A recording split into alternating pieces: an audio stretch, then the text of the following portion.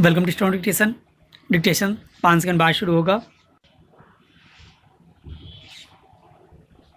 Ready start.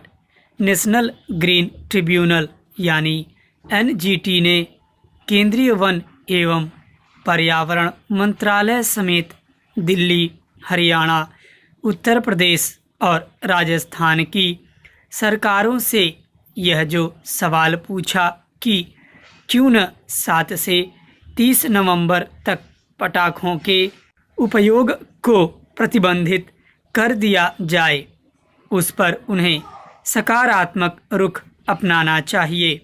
ऐसी किसी पहल को उत्सवधर्मिता को हतोत्साहित करने की कोशिश के बजाय प्रदूषण से बचने के उपाय के तौर पर देखा जाना चाहिए।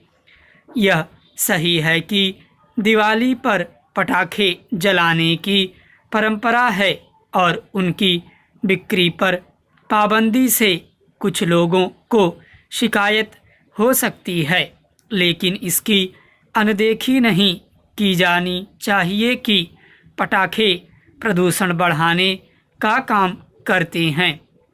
बीते कई वर्षों से यह देखने में आ रहा है कि दिवाली के दौरान पटाखों का इस्तेमाल वायुमंडल को और जहरीला बना देता है। आखिर जब अभी वायु प्रदूषण खतरनाक रूप ले चुका है, तब फिर इसकी कल्पना सहज ही की जा सकती है कि पटाखों के इस्तेमाल के बाद कैसी सूरत बनेगी। इस बार तो पटाखों के उपयोग से इसलिए भी बचा जाना चाहिए क्योंकि कोरोना वायरस के संक्रमण का खतरा अभी टला नहीं है। इससे किसी को अनजान नहीं होना चाहिए कि वायु प्रदूषण कोरोना वायरस से उपजी महामारी कोविड-19 के प्रकोप को बढ़ाने का काम कर सकता है।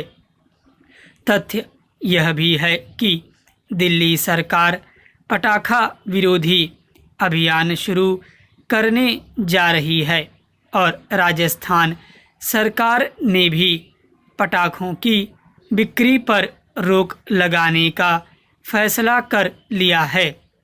पटाखों की बिक्री पर रोक को प्रभावी रूप देने की आवश्यकता है क्योंकि बीते वर्षों में दिल्ली एनसीआर में पटाखों पर पाबंदी के बाद भी उनकी खरीद बिक्री देखने को मिली।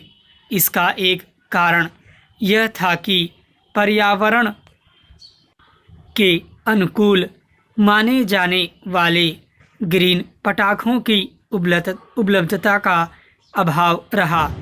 यदि पर्यावरण और स्वास्थ्य के लिए खतरा बनने वाले हानिकारक पटाखों को चलन से रोकना है तो ग्रीन पटाखों की उपलब्धता पर ध्यान दिया जाना चाहिए। इस दौरान यह भी देखा जाना चाहिए कि ग्रीन पटाखे पर्यावरण के अनुकूल ही हों। निस्संदेह यह भी सुनिश्चित करने की ज़रूरत है कि केवल दिवाली के आसपास पटाखों की बिक्री पर पाबंदी लगाकर वायु प्रदूषण की विकराल होती समस्या का सही समाधान नहीं किया जा सकता। यह खेद की बात है कि तमाम प्रयासों के बाद भी पराली यानी फसलों के अवशेष जलाने के सिलसिले को रोका नहीं जा सका। इसी प्रकार वायु प्रदूषण को बढ़ाने वाले अन्य कारणों जैसे सड़कों एवं निर्माण स्थलों से उड़ने वाली धूल और ट्रैफिक जाम के चलते वाहनों के खतरनाक उत्सर्जन को नियंत्रित करने के भी कोई प्रभावी उपाय नहीं किए जा सके हैं। स्टॉप।